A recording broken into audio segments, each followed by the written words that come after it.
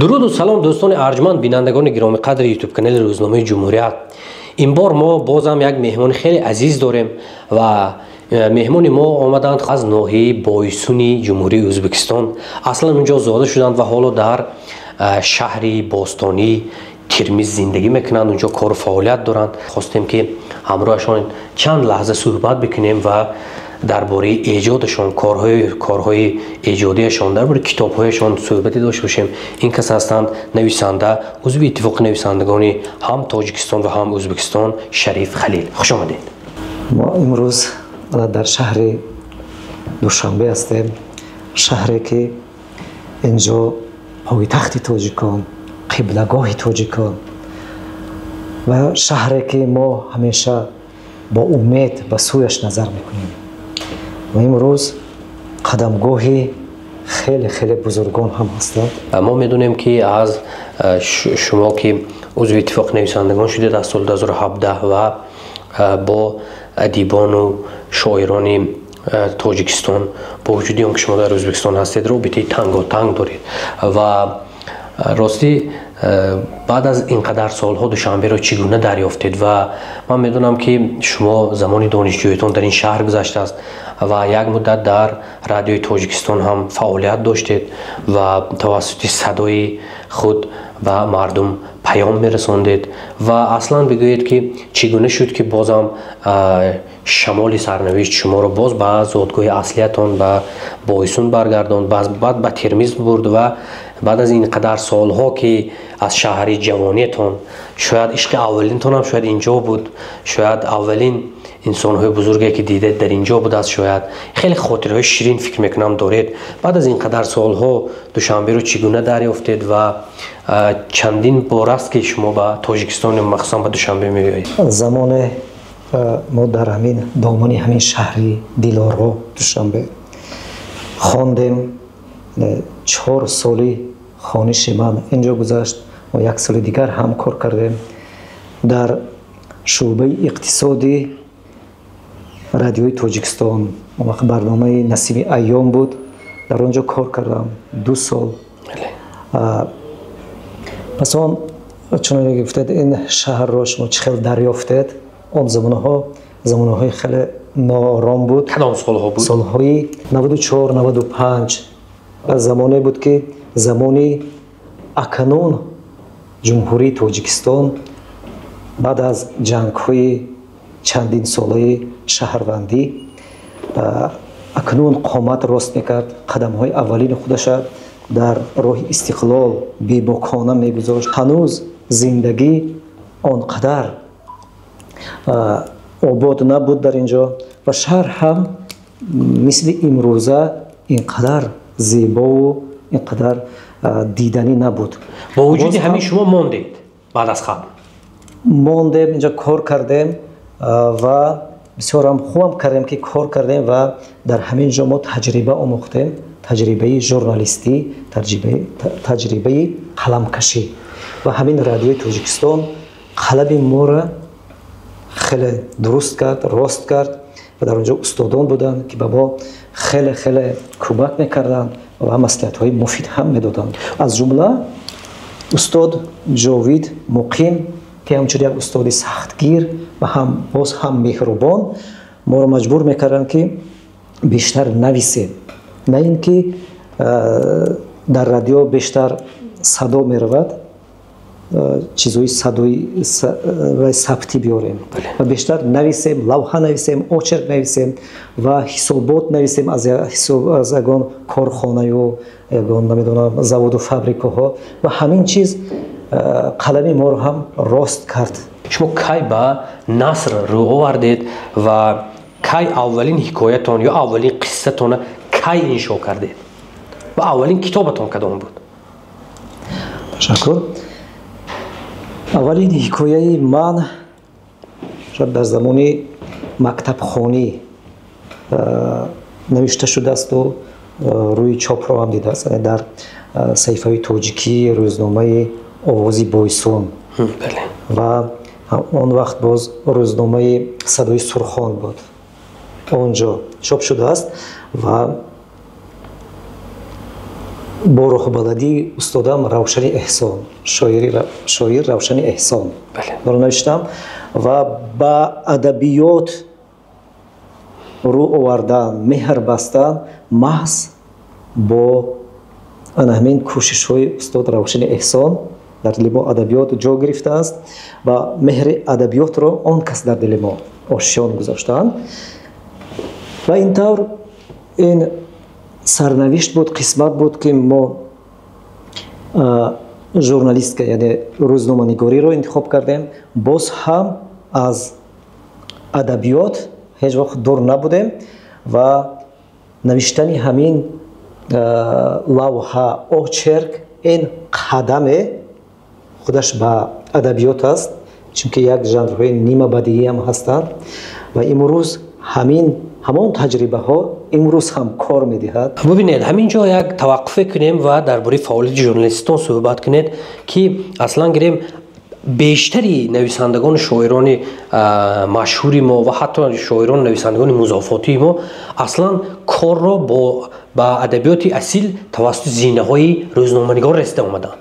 ҳатто шурӯъ аз устод Садриддин Айнӣ аввалин чизошонро дар шӯълаи инқилоб баъдан дар Бухорои шариф чоп мекарданд ва ин як чӣ тавре ки шумо хуб гуфтед як нав як зина ё як нав васати тиллоӣ мешавад барои расидан ба адабиёти асил. дуруст аст. ман мехоҳам ки кӯтоҳ дар бораи аз вақте ки аз радиои Тоҷикистон рафтед оё фаъолияти журналистии шумо идома ёфт ё бо ҳамин қатъ шуд? вақте аз домани Душанбе мо рафтем ба ватан баргаштем ва ин рисолати тоҷикии мо буд ба ватан баргардем ва ба домани модар баргардем ва хидмати мо ҳамчун як мутахассис ки Тоҷикистон тайёр кардааст, дар инҷо мо таҳсил кардаем, аллакай як мутахассиси тайёр будем, дар он ҷо заруртар буд, чун рӯзномаҳои тоҷикӣ онҷа саҳифаҳои тоҷикии Ӯзбекистон аз ҷумла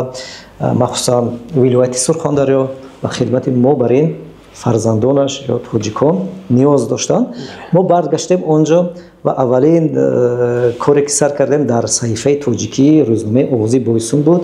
пас он ба Садои Сурхон ном газетаи вилоятӣ мо гузаштем, кор кардем ва чандин сол дар он ҷо фаъолият кардем. мутаассифона ин газета бинобар мушкилоти иқтисодӣ ва баъзе саҳлангориҳои худи ҳаммиллатон онро бастанд.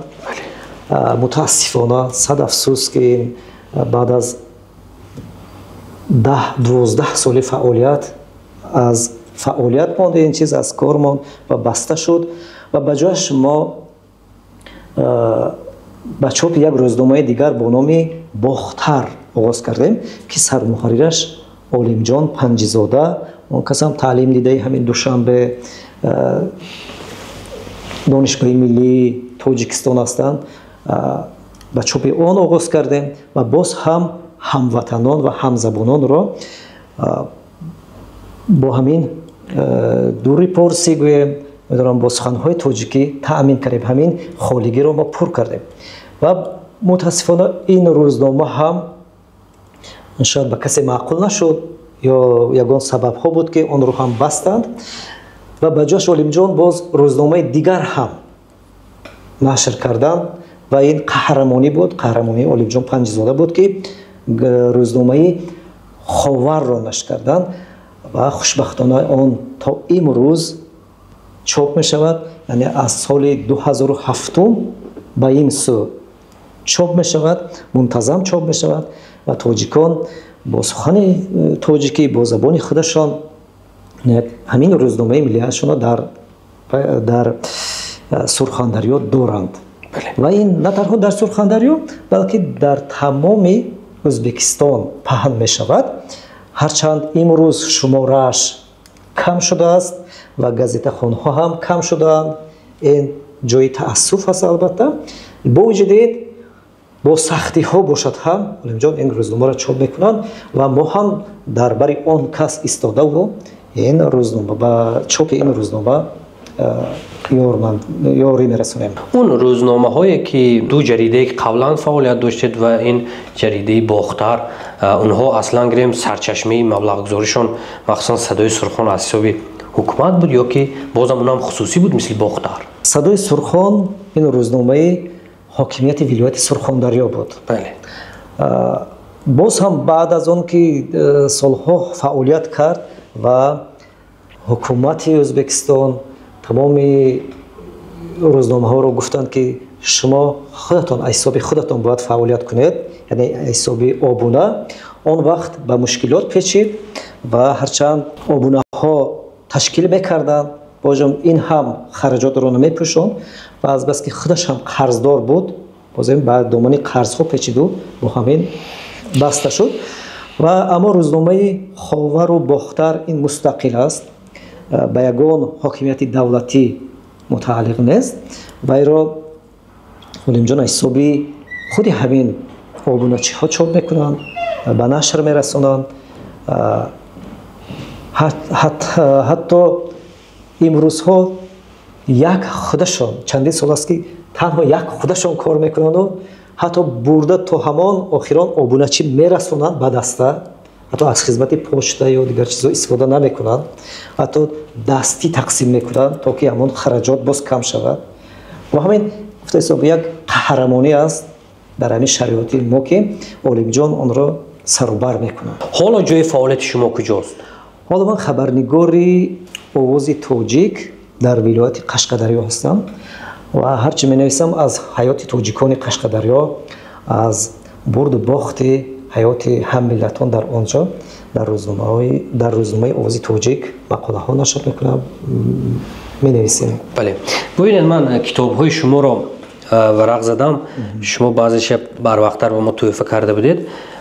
در پاشنه کوه بلند، شیرمال های مهتابی، همیشه با وطن، مثلا کتاباتون هم مجموعه حکایه و نویلاتون و هم مجموعه مقاله هاتون که فعالیت ژورنالیستی شما رو انعکاس میکنید. اینجا شما ارمغان آوردید به تاجیکستان و وقتی که با در روزنامه جمهوریت هم مطلب آزمونی شما، یعنی به فکرم قسط نویل بود، یک نویل شما چاپ شد، ما از زبانی نویل شما خیلی شاد شدیم. یعنی زبان خیلی روان، سفته، شیوا و گیرومانی ترکیبی خودی نویل خیلی جالب بود و من میخواستم بپرسم که این از سیر مطالعه بودنی شما درک میدهد یا یگان کسی هست که تحریک جدی بکند؟ یعنی این گونه زبان در اون محیط که گویندگانش البته کم است و خوانندگانش هم کم است و البته شما از محفل های ادبی و از دایره های ادبی صرف تاجیکی که دورتر هستید، البته این چگونه توانستید که همین گونه یک زبان سفته و شیوا را نگه دارید و در استفاده هم ماهرانه مثلا کار ببرید؟ باید زبان اثری بدیعی همین خیلی سفته، روان و دقت جلب کننده باید باشد. چون استاد ستار ترسون، نویسنده بسیار ماهر ما رحمت کند، اون کس میگویند زبان اثری بدیعی نباید لنج باشد. اگر ما گوییم آشی لنج را تصور کنید، درست که کسی نمیخورد یا خورن هم نمیخورد، لنج است. بله. اثر رو هم لنج میکردگی این زبانش میگن اون کس. اگر تفسیر کنیم گفتیم اون کس باید زبانی اثری بدیعی بسیار مرغوب باشد. اگر زبانی اثری بدیعی خواننده رو نکشد، خواننده و ایران نمیخواند میگن. و درست قید کردید، گفتید که برای چی بعد سبب‌هاش چیست؟ زبان چگونه نگاه داشت؟ یکم باید هر ادیب زبان خودش خیلی خوب داند و در بالای هر یک واژه فکر کند. تصور کنید خانه ساز، ساختمان چی گوییم، خانه میسازد، استا هر یک خشت رو میگیرد، نظر میکند، میماند، در مقامش میگذارد. نویسنده یا ادیب یا شاعر هم باید همین خیل باشد. از چندین واژه ها که در روی دست دارد یا در ذهن دارد آن را انتخاباً گذارد و جا به جا گذارد. همون خانه معمار خوب قبول میشد یا دیدنی میشد که باید خشتش خوش رو گذارد. پس ادیب هم باید همین واژه ها را خوب استفاده کند و جا به جا گذارد. و البته قبلا وقتی که خواننده مکتب بودیم و بعد از اون هم محصل دانشگاه ملی بودیم، تا اون وقت هرچی می نوشتیم از نظر استادان می گذراندیم. از جمله استاد من روشن احسان نوشته ما رو می خواندن و مصلحت خودشون رو می دادن و آن کس هم تاکید میکردن و بیشتر به منطقی هر چیز باید اعتبار داد. ما تعلیم داده بودند که استادها هر یک کلمه وزن دارد. وزن چی؟ هر یک کلمه وزن دارد و موقع دارد. اگر در وزنش و در موقعش استفاده نکنی و قبول نمیشود. از جمله مثلا آواز یا صدا کدام وقت باید کار برد. باید این را هر یک نویسنده، هر یک ادیب داند. من عادی‌ترین مثال میگم. و حاضر هم ما با نیاز به استادا داریم. البته هر چیزی می نویسیم از نظر استادا میگذارونم. از جمله در ازبکستان بسیار یک نویسنده خوب و قلمشان بسیار عجایب این کس یونس امام نظر هستند که حالا در تاشکند زندگی میکنند و بسیار چیزهای خوب می نویسند. از نظر آن کس میگذارونم و آن کس هم مصلحت‌های خوب میدهند. همکاری و همدستی و هم نظری و هم محفلی و هم نشینی های تاجیکان و ازبکستان را چگونه ارزیابی میکنید؟ یعنی آیا تا کدام حد میتواند متحد بودنی اونها، اهل بودنی اونها برای رونق هم زبان خودشان که زبان مادریشان است البته و هم برای انتشار آثار اونها هرچی بیشتر ترغیب شدنی آثار اونها در روزنامه های تاجیکی و صحیفه های علایدی تاجیکی که هنوز در مطبوعات ازبکستان پابرجاست تا چه حد مثلا مساعدت میکند و از نظر شما اون باید در اون سطحی که ما میخواهیم همون سطح هست یا نیست؟ در ازبکستان چندین روزنامه و مجله ها فعالیت دارند. از جمله همین روزنامه بسیار خوبی ما آوازی تاجیک همچون گرچنده روزنامه رسمی است و 100 سال این جانب نشر می شود و درس آزادی و درس خویشتن شناسی میدهد به تاجیکان و منبر یگانه و بسیار مستحکم تاجیکان در ازبکستان هستند. و باز هم روزنامه های دیگر چون گفتم خاور و مجله دردانه شرق که امروز چاپ می شود در سمرقند، آوازی سمرقند، در سوخ، در ناحیه سوخ باز یک روزنامه ناحیوی پورا به زبان تاجیکی خطا نکنم صدای سوخ نام دارد و به همین مانند در چندین روزنامه های آواز سمرقند هست. آوازی سمرقند بله. در چندین روزنامه های ازبکی ناحیوی صحیفه‌های تاجیکی هستند و همین ها منبر هستند. مثل که در تاجیکستان هم حتی در دوردستترین ناحیه‌هاش که اونجا البته از نظر نژادی ازبک‌ها که بیشتر هستند اونجا صحیفه‌های علایدی ازبکی هستند مثل همین.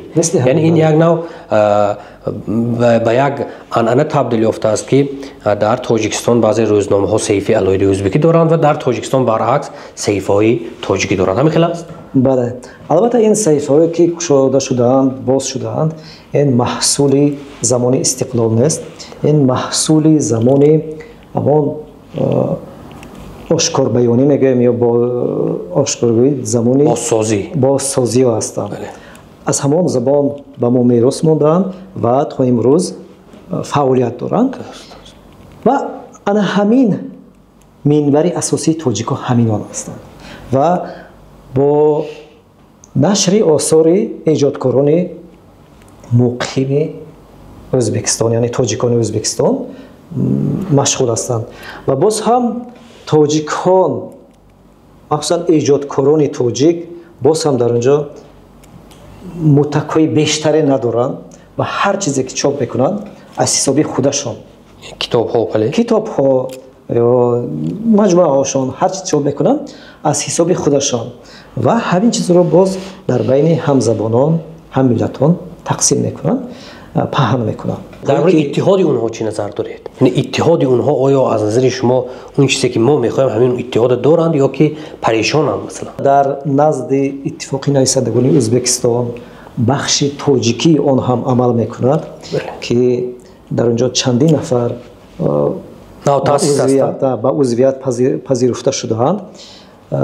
бисёр шоирони хуб ҳастанд, нависандагони хуб ҳастанд, аз ҷумла ҳамин Абдулло Субҳон, Паймон, Хусрав Саъдуллоҳ, узви ҳамин Ҷаъфар Муҳаммадзода, Ҷаъфар Муҳаммади Тирмизӣ узви ҳамин иттифоқ ҳастанд ва албатта барои дороии адабиёти мо, барои пешбурди адабиёти тоҷик дар Ӯзбекистон хидматҳо мекунанд.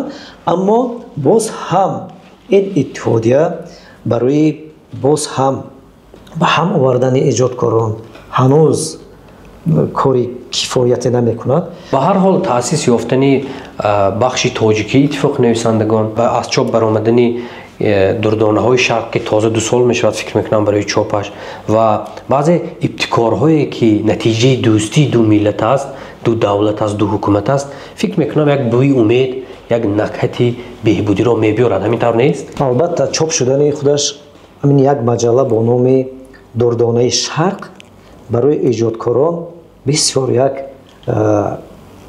як паёми хуб аст, бисёр як минбари хуб аст худаш ва албатта дар он бештар намунаи эҷодкорони тоҷики муқими Ӯзбекистон чоп мешавад.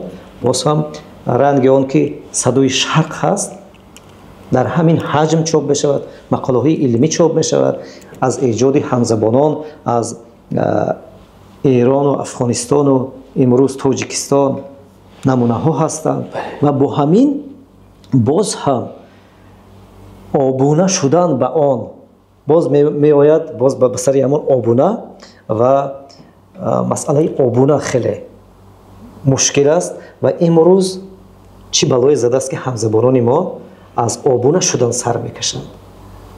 ҳама дар интернет нишастанд, дар ҳамон шабакаҳои иҷтимоӣ сару кор доранд, аммо аз хондан мутаассифона оҳиста оҳиста қадам ба қадам дур мераванд ва ҳамин муносибати ҳамзабонон ба он оварда мерасонад ки фаъолияти ин нашрияҳо чун Дурдонаи Шарқ, ҳатто Овози Тоҷик, боз ҳам Ховар ки дар Тирмиз чоп мешавад, фаъолияти онҳоро таҳти суол қарор медиҳад. медонед ки ҳар кас як қуллаи мақсуд дорад ки вай фарқ надорад ки вай дар кадом пеша саргарми кор аст, вай дар кадом кишвар аст, вай дар кадом мавқеъ қарор дорад, як қуллае дорад дар ҳамон самти ҳаракати худаш ки бояд ба ҳамон бирасад.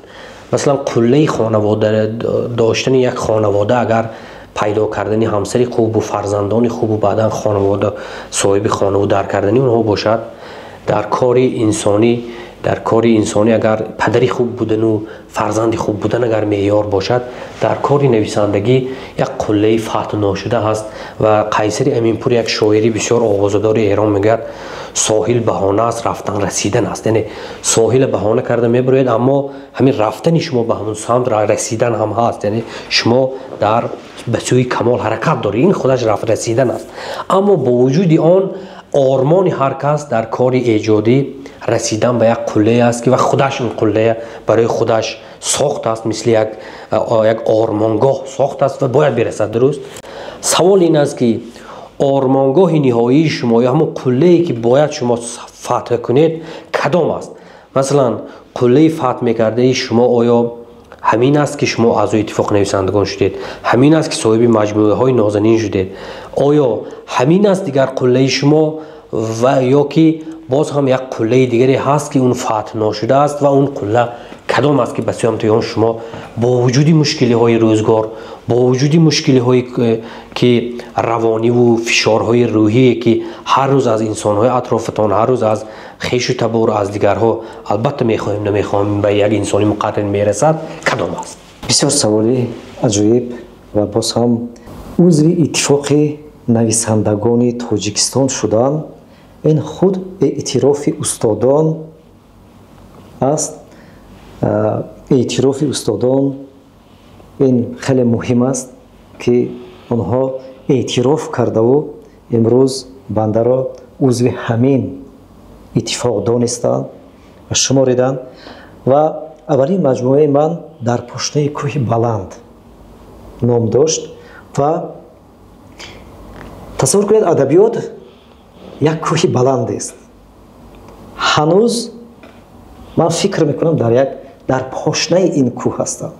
البته فتح قله ها را هر یک نویسنده، هر یک ایجادکار، شاعر، ادیب البته آرزو میکند و البته قدم به قدم به همان سمت حرکت میکند. پس از آن ببینید مجموعه با نام شرموله های مهتابی به نشر رسوندیم.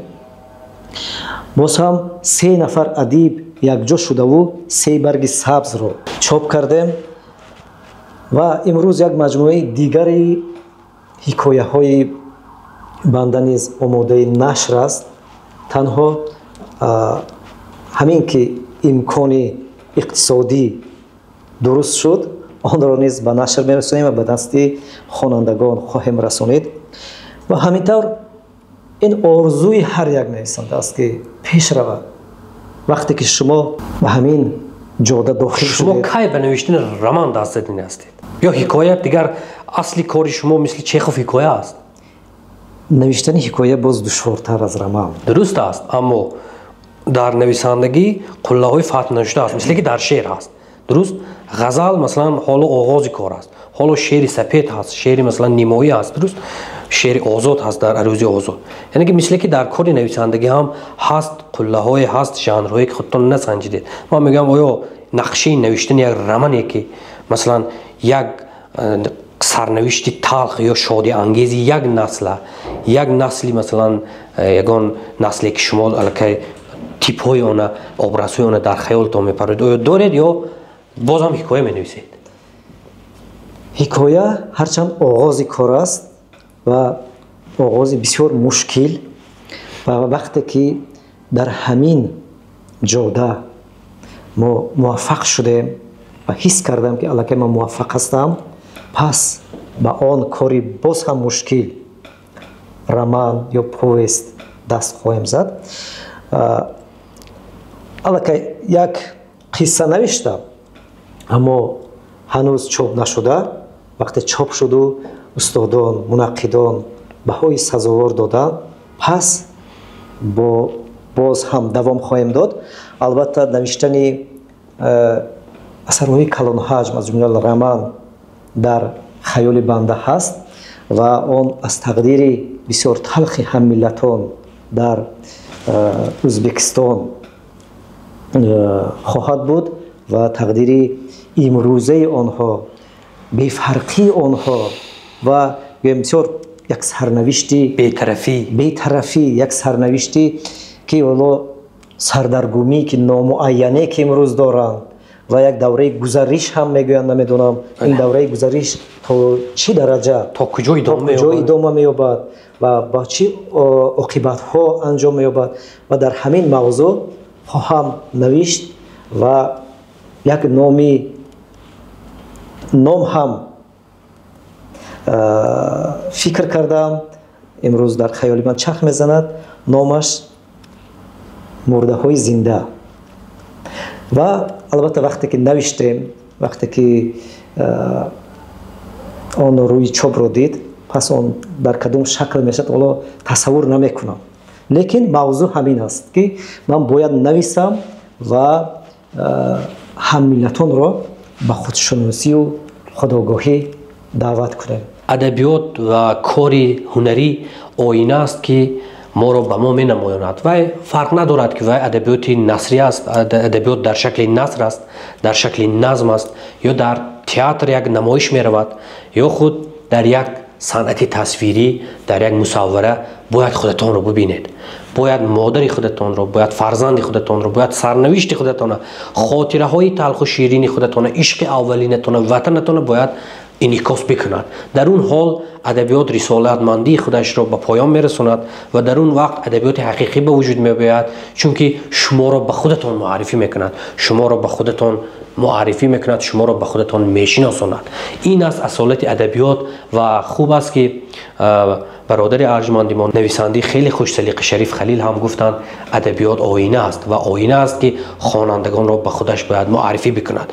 در همین پایان صحبت آرزومند آن هستم که مهمان ارجمند ما جایزه داری آزمون دعای مادری روزنامه جمهوریت یک جا با ولایت سوخت با اون قله که دیگر در خیالشان میپرورند، یعنی تخیل نویسندگیشان هستند، کاش که به واقعیت تبدیل بیابد و اون قله فتح بگردد و اون قصه یا بگذار رمان یا بگذار پاویس هرچی هم باشد، اون سرنوشتی تلخی که از نظر یک نویسنده باریک بین میگذرد بگذار انعکاس بیابد و ما را برای آنه که ما کی بودیم و کی شدیم و آینده کی باید باشیم، به این سوال ها کاش که اثر شما پاسخ داده تواند و شما هم اون شهری آرمان بچشید و به اون روزی نیک برسید.